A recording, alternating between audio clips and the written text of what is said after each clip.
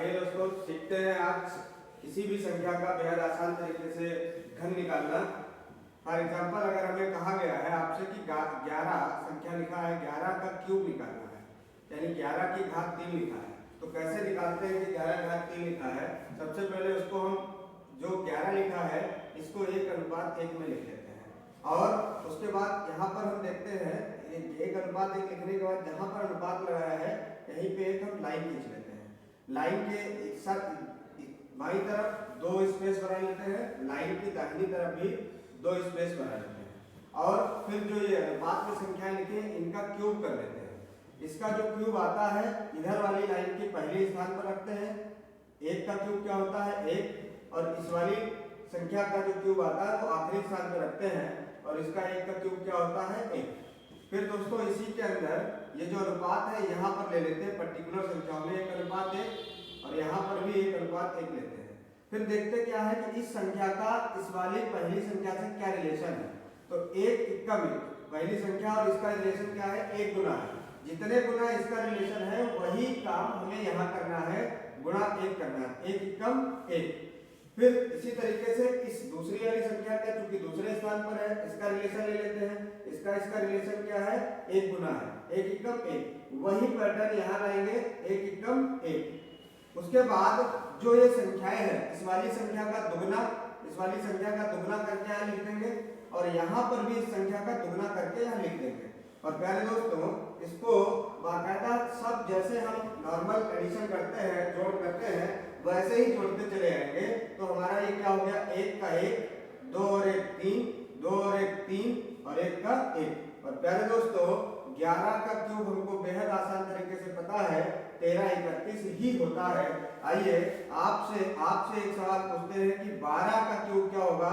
इसी तरीके से निकाल करके आप हमको बताएंगे और कमेंट बॉक्स में मेंशन करेंगे इसका आंसर क्या होगा। इस क्वेश्चन का आंसर दोस्तों आप देंगे ही, साथ में आइए हम दूसरे क्वेश्चन का भी आंसर, दूसरा सवाल देखते हैं, दूसरा पैटर्न देखते हैं। मान लिया हमें 17 का क्यूब निकालना है, इसका निकालना है 17 का, और 17 का क्यूब कैसे निकालेंगे तो 17 को भी ऐसे लिखेंगे 1:7 और यहाँ पर एक लाइन खींचेंगे, 2 स्पेस यहाँ बनाएंगे, 2 स्पेस यहाँ बनाएंगे। 1 का क्यूब करेंगे तो 1 ही आएगा जो कि यहाँ पर लिखा जाएगा।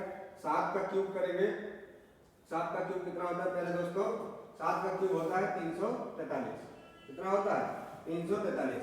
आइए उसके बाद हम 1:7 यहाँ लिखते हैं और 1:7 यहाँ लिखते हैं। उसके बाद देखते हैं 1 का रिलेशन क्या है 1 से 1 गुना हुआ है तो 7 का भी 1 गुना ही करना है हमको, तो 7 इक्कम 7 होगा।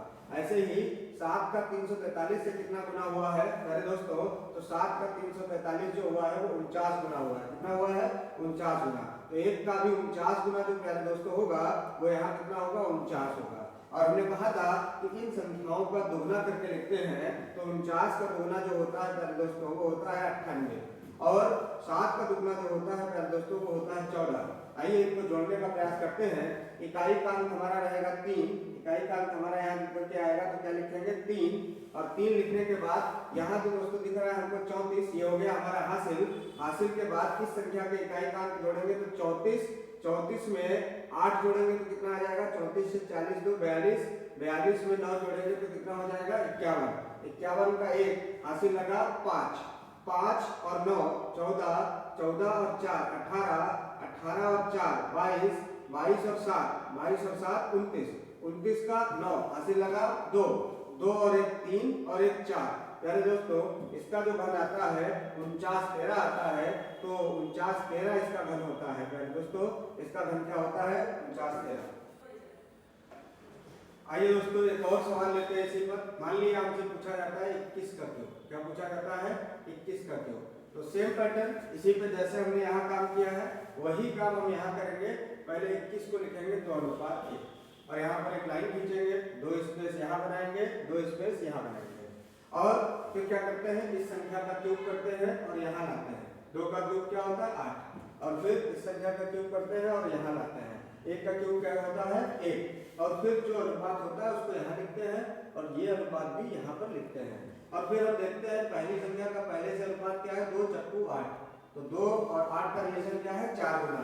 ऐसे ही 1 का रिलेशन भी आपको 4 गुना लिखना है तो 1 × 4। सेम कंपैरिजन यहाँ भी 1 का 1 से रिलेशन क्या है 1 गुना, तो 2 का भी 1 गुना ही आपको लिखना है, 2 एकम 2, और उसके बाद आपको दुगना लिखना है तो 2 दूनी 4, और यहाँ भी दुगना लिखना है तो 4 दूनी 8। आइए इनको जोड़ते हैं, तो 1 का 1 होगा, और फिर उसके बाद 4 2 6 होगा, और फिर 8 4 12 होगा, 12 का 2 हासिल लगा 1, 8 और 1 9। प्यारे दोस्तों 21 का जो क्यूब होता है वो 92 61 होता है। क्या होता है? 92 61। कितना होता है? 92 61। इसी तरीके से आप 43 का क्यूब बताने का प्रयास करेंगे, और हम हमारे कमेंट बॉक्स में इसको मेंशन करेंगे कि इसका 43 का क्यूब क्या है।